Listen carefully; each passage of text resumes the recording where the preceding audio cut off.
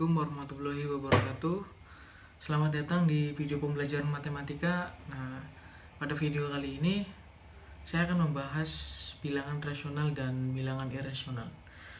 Nah, sebelum lanjut ke materi, saya akan sampaikan dulu bagi teman-teman yang masih bingung ya mau kuliah di mana, biayanya berapa. Nah, langsung saja kunjungi website ini. Nah, ketik saja pmb.stkipnu.ac.id. Nah, di sini kalian bisa langsung daftar sini ya. Kita tunggu sebentar.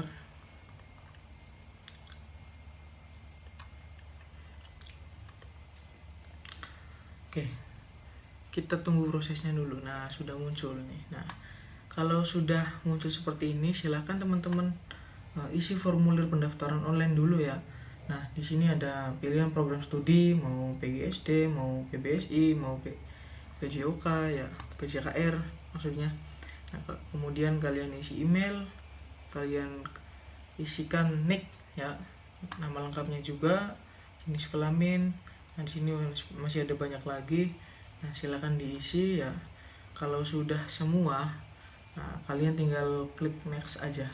Nah, untuk yang kalian masih ragu, nah bisa kunjungi website ini juga. Ketik saja stkipnu.ac.id. Nah, di sini teman-teman apa saja nih profilnya kampus nih. Nah, di sini ada semua nih. Ada profil, nah, ada Sapras. Nah, di sini ada program studi juga, ada kemahasiswaan juga, ada BEM, ada UKM ya. Nah, di sini lengkap. Tinggal kalian kepoin aja nih di sini nih. Nah, oke. Kita lanjut ke materi yang akan kita sampaikan. Oke, simak baik-baik ya videonya. Oke, kita buka dulu nih PowerPoint-nya nih, biar gampang. Oke. Seperti yang saya disampaikan di awal, pada video ini kita akan mengupas tuntas yaitu bilangan rasional dan bilangan irasional. Nah, bilangan rasional ini dipelajari di SD pada kelas 5. Nah, pada SMP-nya juga akan dipelajari lagi ya, yang lebih mendalamnya lagi. Nah, pada SD pada tingkat sekolah dasar itu cuma sebatas pengenalan saja ya. Nanti dipelajari lebih dalamnya itu nanti di jenjang SMP. Oke. Kita lanjut saja. Untuk materi yang pertama, kita bahas bilangan rasional dulu. Nah, oke. Teman-teman masih ingat tidak bilangan rasional itu apa? Ya, oke. Definisi dari bilangan rasional ini adalah bilangan yang dapat dinyatakan dalam bentuk P per Q. Nah, P per Q ya. Nah, dengan P dan Q-nya ini merupakan anggota bilangan bulat. Jadi P dan Q-nya ini adalah anggota bilangan bulat ya. Anggota bilangan bulat itu apa saja sih? 1, 2, 3 ya, dan seterusnya. Nah, dan Q-nya ini tidak boleh 0 atau tidak sama dengan 0. Jadi Q-nya ini tidak boleh 0 ya. Oke, nah bilangan rasional dilambangkan dengan Q besar ya. Nah, nih contoh bilangan rasional nih. Ada 2, ada 1/2, ada 1/3, ada 4/3. Nah, maksudnya apa sih ini nih? Oke, saya perjelas ya. 2 ini bilangan rasional. Kenapa? Karena 2 ini merupakan adalah bilangan bulat ya. Nah, 2 ini adalah bilangan bulat. Jadi dinyatakan 2 ini adalah bilangan rasional. Begitu pula juga dengan 1/2. 1 itu bilangan bulat. Sedangkan 2-nya juga bilangan bulat. Nah, ini cukup memenuhi syarat ya untuk menjadi bilangan rasional karena Q-nya ini atau yang bawahnya ini bukan 0. Jadi 1/2 ini dinyatakan dalam bilangan rasional. Begitu pula dengan 1/3, 4/3 dan seterusnya ya. Yang penting Q-nya ini tidak boleh dengan 0. Nah, bagaimana kalau dengan bilangan desimal ini? Pasti teman-teman masih bingung ya, kenapa kok desimal bisa dinyatakan dengan bilangan rasional? Nah, ini juga. Oke, nanti kita akan contohkan bagaimana sih desimal ini bisa dinyatakan dengan bilangan rasional. Tentu ada syaratnya juga ya. Nah, kalau kita bentuk dalam pecahan, maka yang terjadi adalah dari 1,34 dan seterusnya ini adalah 133/99. Nah, dan dari 0,023 ini akan menjadi 23/999. Maka di bilangan desimal ini adalah bilangan rasional karena endingnya hasilnya ini ya. Jadi memenuhi syarat untuk menjadi bilangan rasional, kecuali yang bawahnya itu 0 ya. Tidak boleh. Oke. Kalau masih penasaran, kita kupas tuntas juga ya. Nah, di sini ada contoh soalnya nih. Ada 1,34 dan seterusnya. Oke. Nah, kita tulis dulu nih Q-nya. Q sama dengan 1,34 dan seterusnya. Oke, kita tulis juga. Oke. Nah, kenapa di sini 100 Q? Oke, saya jelaskan ya. Karena kalau angka yang pembilangnya atau 1,34 ini bertemunya 2 kali ya. Nah, maka kita kalikan dengan 100. Apabila kayak tadi ya 0,1212, nah kita akan kalikan 1000. Jadi kalau angkanya bersamaan itu 2, maka kita akan kalikan dengan 100. Oke, 100 Q sama dengan 134, komanya pindah, 34 dan seterusnya. Maka kita akan kurangi.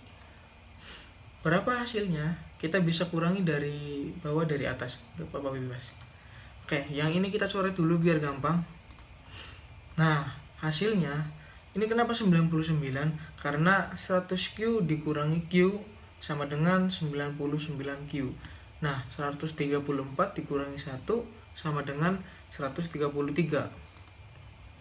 Nah, Q-nya ini sama dengan 133/99.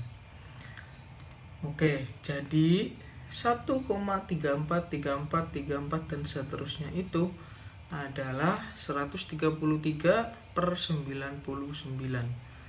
Nah, nih contoh soal yang pertama nih.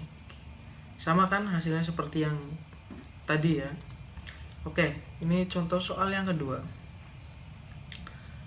Di sini ada 0,023. Nah, ini kan 3 angka nih. 023. Kita akan kalikan dengan 1000. Kalau yang A ini 100 karena 34 ya. Nah, kalau 3 angka berarti kita kalikan dengan 1000. Nah, oke. Q-nya sama dengan 0,023 dan seterusnya. Nah, jadi 1000 Q sama dengan 23,023 dan seterusnya. Oke, kita kurangi ya. Oke, kita coret dulu biar gampang. Oke, 1000 Q dikurangi Q sama dengan 999Q. 23 kurangi 0 sama dengan 23. Jadi Q-nya ini adalah 23/999. Jadi 0,023 dan seterusnya ini adalah 23/999. Oke. Tadi pembahasan bilangan rasional ya. Nah, kita sangat gampang juga ya ternyata bilangan rasional. Yang penting bilangannya itu adalah anggota bilangan bulat dan Q-nya itu tidak boleh dengan 0. Oke. Kita lanjut kepada bilangan irasional. Oke. Definisi dari bilangan irasional sendiri adalah bilangan yang tidak dapat dinyatakan dalam bentuk P dan Q dengan P dan Q-nya definisi dari bilangan irasional, kita ulangi ya. Bilangan yang tidak dapat dinyatakan dalam bentuk P per Q sama ya dengan P dan Q-nya ini merupakan anggota bilangan bulat. Jadi kalau kita tarik kesimpulan, berarti definisinya itu berlawanan dengan bilangan rasional tadi ya. Kalau bilangan rasional itu bilangan yang dapat dinyatakan, kalau bilangan irasional ini adalah bilangan yang tidak dapat dinyatakan dalam bentuk P per Q. Nah, jadi kalau irasional berarti lawannya irasional. Kalau bilangan tersebut bukan rasional, berarti jelas bilangan tersebut adalah bilangan irasional. Oke, contohnya ini nih. Ada akar 2, ada akar 4, ada akar 13 ya.